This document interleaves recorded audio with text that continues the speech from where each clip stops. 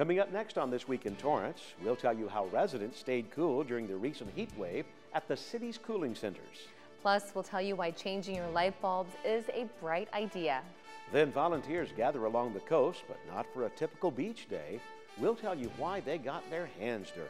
And the children of Governor Arnold Schwarzenegger and Maria Shriver have stayed out of the limelight, but now the daughter of the famous couple is gaining some fame of her own.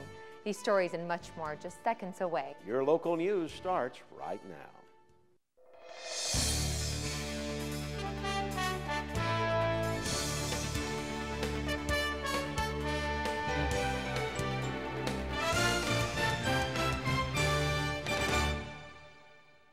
Hello everyone and welcome to This Week in Torrance. I'm Jin Chun. And I'm Ben McCain. Thanks for joining us.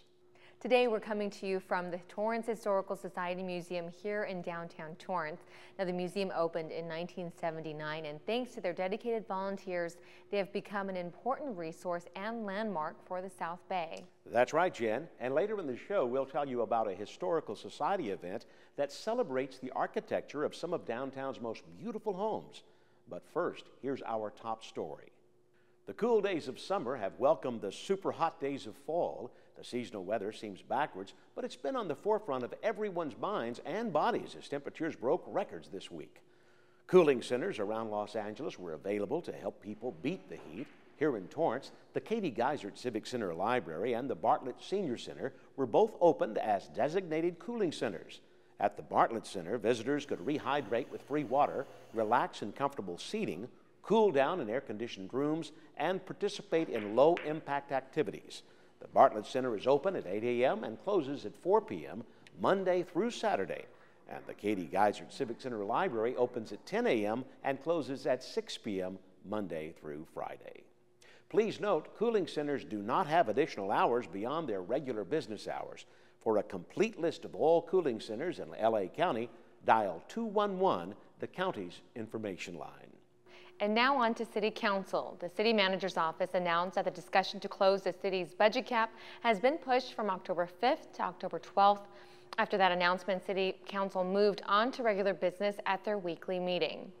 City Clerk Sue Herbers reminded residents that the voter registration deadline is October 18th for the November 2nd election. Forms are available online at the City Clerk's office, at the DMV, at the city's libraries, and at the LA County Registrar Recorder's office. Residents can also still apply for absentee ballots if they will be out of town on Election Day. The city is supporting the regional South Bay Master Bicycle Plan. The plan will create interjurisdictional bikeways and connect cities in the South Bay. A grant from the LA County Department of Health will help finance the bike plan. Council announced that October 6th is German American Day here in Torrance. That date was first designated in 1986 on the tricentennial of the first Germans arriving in America. And the 2010 Census Complete Count Committee was recognized at the meeting. The committee was applauded for their work to ensure that everyone in Torrance was counted during the recent census. An accurate count will help the city with state and federal representation and funding. And finally, Council adjourned their meeting in memory of former City Water Director Bob O'Kane. O'Kane passed away recently at the age of 82. A Torrance native, he began working for the city in 1952, starting as a water serviceman, then later rising to the rank of Water Department Head in 1982. O'Kane retired in 1989 after 37 years of service. Governor Schwarzenegger has some competition when it comes to bodybuilding, but his daughter is more interested in building positive body image than muscle. Reporter Ravel Dominique takes us to her recent book signing. Believe it or not, but Catherine Schwarzenegger has suffered with body image issues. Rock What You've Got is her way of helping other women who have felt the same way. I wrote this book for young girls everywhere. I really wanted them to have something that they could refer to, a book they could refer to, and especially when they're going through times of feeling insecure and self-conscious. The book is filled with facts and personal anecdotes. Schwarzenegger addresses the pressure society puts on young women to look a certain way. They kind of make it seem like beauty only comes in a size 0, and that's what I really wanted this book to be about, is let them know that beauty comes in all different shapes and sizes. Crowds rocked the Torrance borders in anticipation of meeting the daughter of the governor, but young girls also came with their moms to hear Schwarzenegger's message. My mom said that it would be a great thing for me and her to do. The message is clear, and girls like Emma Walters are listening. to be okay to go in public and not be afraid about your weight. Reporting for CitiCABLE 3, I'm Ravel Dominique. And you can find copies of Katherine Schwarzenegger's book, Rock What You've Got, at the Torrance borders. The city offered some free health screenings to their employees recently. There's a long line all day for people to get flu shots today. So the turnout has been great.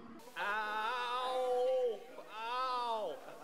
Employees lined up for their flu shots, which contain the vaccine for the seasonal flu and the H1N1 virus.